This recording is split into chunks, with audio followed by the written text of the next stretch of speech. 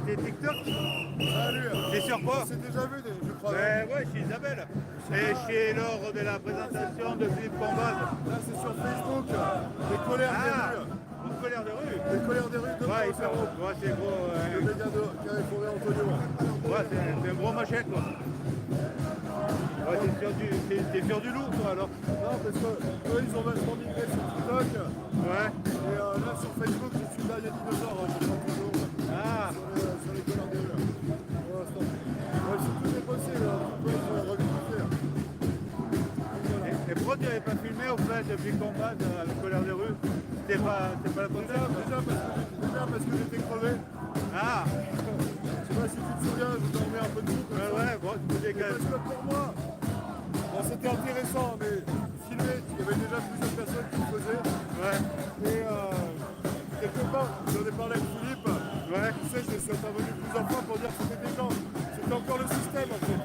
Ouais. Lui, ce qu'il propose, ça va revivifier toute la société industrielle. Ouais. Alors moi, j'espère qu'on va y s'appeler la société industrielle. Ouais, ça, sa vision, c'était qu'il faut restreindre la consommation de l'énergie. Là, il ne faut pas restreindre. Il faut revenir à l'essentiel. Et quand tu reviens à l'essentiel, on n'a plus rien à foutre de beaucoup de choses qui demandent beaucoup d'énergie. Tu te remets à vivre avec des cycles naturels du jour et de la nuit, à ne pas demander plus que ce dont tu as besoin, etc. etc. Et que si on suit collectivement ça, Et qu'est-ce que tu penses de survivalisme? Le survivalisme. je ne suis pas survivaliste. Ouais, mais Le survivalisme, c'est si jamais on doit survivre, on devra revenir à ça. Ouais, ce que j'explique, c'est que c'est simplement la voie naturelle en fait. Plus on s'éloigne de l'essentiel, plus on se fourvoie. C'est tout, c'est la logique en fait. de vivre comme il y a un siècle ou deux siècles, alors. Non, puisqu'aujourd'hui les technologies elles font partie de nos vies. On doit arriver à tempérer ça, à mesurer ça. À l'époque de la Grèce antique, les Grecs nous mettaient en garde contre l'hubris, l'excès.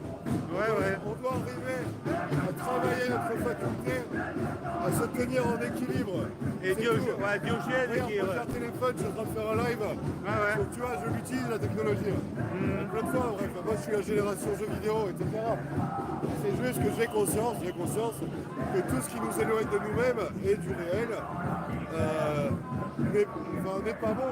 Voilà, tu vois, n'est pas Ouais, bon. disons, lorsqu'on s'éloigne de notre sens naturel, quoi. Ah, oui, tu vois, c'est bon ponctuellement, mais c'est pas ça qu'il faut faire. Si tu passes trop de temps dans ça, tu te perds en fait. Tu te perds dans autre chose que ce qui va te permettre de vivre, voilà, de sourire, de rencontrer des gens. C'est vrai que ça fait penser un peu au satanisme, quoi, disons, de se rapprocher trop de la matière, quoi. Bah, c'est sûr qu'il y a un projet. Bon, désolé les amis, parce qu'en fait, je vous montre, je suis en même temps interview pendant que je fais la vidéo. L'intervieweur est interviewé pour Ouais, une fois. l'interviewé, comme Le roseur arrosé, arrosé, exact. Ah, attention. Ah, ok, ouais. Ah, déjà bien dire, donc vous laissez, quoi. Ouais. Eux aussi, ils remontent la rue du martyr. Hein, donc il y a peut-être un Ah ouais, message, j'ai pas trop envie d'en faire partie, moi, des martyrs. Voilà, on fait tous partie des martyrs, eux aussi. Et donc, oui, tu parlais du satanisme. Alors ça, c'est une autre couche, on va dire, d'interprétation. Mais on peut dire que le système actuel se nourrit de l'énergie des gens comme des vampires, c'est sûr. Et que C'est que même au niveau de la symbolique, ils s'en vantent, quoi. ils s'en vantent, ouais. Mais en fait, tout le monde, enfin, on a besoin d'énergie pour vivre. Maintenant, est-ce que cette énergie, tu vas la pomper à l'insu des gens, en quelque sorte, en leur faisant miroiter des choses, en leur donnant du plaisir? Ou alors, est-ce que tu veux leur dire, voilà, est-ce que vraiment, votre âme, votre conscience, vous voulez faire ça, vous voulez travailler à ça? Est-ce qu'une fois que vous avez toutes les données en tête, vous êtes sûr de vouloir ça? Je pense, je ne suis pas le seul à le penser, qu'un grand défi, c'est le libre arbitre et la responsabilité qui vient avec. Nous, tout ce qu'on peut faire, c'est de proposer aux gens, montrer, présenter, expliquer des choses. Et après, tout le monde choisit. Mais ce qu'on essaye d'enlever aux personnes, c'est le libre arbitre, alors que c'est la chose la plus précieuse. Mais qui veut dire aussi que nous sommes tous responsables. Et ça veut dire que personne n'a été obligé à quoi que ce soit, tout le monde l'a choisi. Malgré la pression, malgré le chantage, tout le monde a choisi. Et c'est vrai qu'au niveau de la symbolique, le pass, le confinement, disons, Adresser le peuple à 135 euros. Ouais, il paraît même, c'était Harry de Rothschild qui avait dit qu'en dehors de toute réalité scientifique, la vaccination est l'arme de manipulation de masse la plus aboutie qu'il ait jamais eue. Donc voilà, il n'y a pas de... Il n'y a pas de hasard. Il avait également dit, cette même personne, on leur apprendra tout à propos de rien. Ce sont des phrases que je trouve très très vraies et qui devraient nous aiguiller sur le chemin à prendre pour s'extirper de tout ça. Là, c'est la question d'une prise de conscience en fait générale.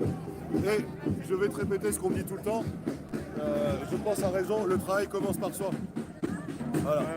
On peut taper tout le temps qu'on veut sur les politiques, sur les forces extérieures qui nous manipulent. C'est nous qui nous laissons être manipulés. Et si nous sommes lignés en nous forts, ça ne se passera pas comme ça. Et nous entraînerons les autres dans une émulation collective.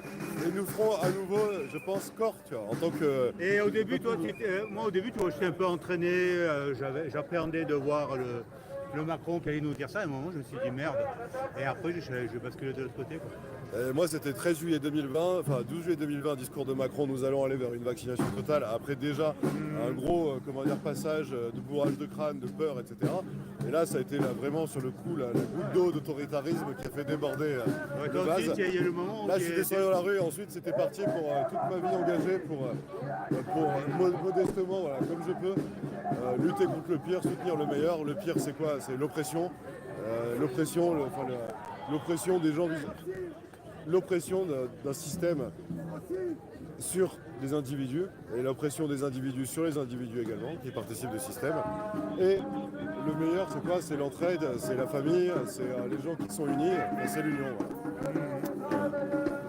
Voilà. Et effectivement, moi j'aime toujours les mouvements d'union, même si la rue n'est qu'un des rouages. Voilà, il y a beaucoup de manières de changer les choses. Et il y a les médias, il y a la loi, il y a le travail social, il y a la rue, il y a toutes les strates de la société. Et ça commence aussi par soi-même, quoi. Ça commence toujours, je pense. Hein. Je suis pas le seul à le penser, toujours par soi-même. Voilà. Ouais. Allez, merci beaucoup. À toi. Ah, mais Merci de la colère des rues. Et...